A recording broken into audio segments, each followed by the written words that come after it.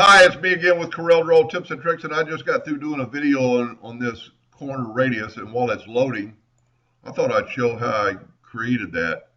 I got this picture off Facebook, so I almost kind of duplicated that. And with that, all I did was take a rectangle, the approximate size, holding down my control button so it'd be square. And then with your ratio locked, your edit corner together with this lock, let's go 0.5. And that's way too much. Let's go 0.05, and there's our rounded corners, not quite enough, so let's go 0.01. Let's go 0.1, there we go. So 0.1, and you just move that out of the way.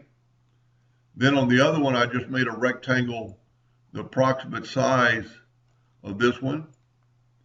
And there's the kind of the trick with this unlocked. I'm going to change this one to 0.1 and this one, which is the top one, to 0.1. Let's make it a little bit more. Let's make it 0.15 to get that exact roundness, 0.15. So now I've got the two shapes, and I'll just go ahead and use these two new ones. I like drawing into the center of the page, and here's one of the reasons why. I'm going to hit that. I'm going to put P and put it at the center page. Now these two objects are in the center of the page. And if you knew your dimensions of the top one, you could use your nudge factor or start moving the object and hold down your control button.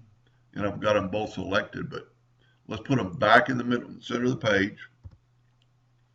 Let's select our object, and with the control button, hold it down till you, and also these have to be precise measurements if you're doing this for real. But then all you have to do is take these two shapes and weld them together, and voila, you've got that. And then to kind of mimic that other one, go to Windows, Dockers,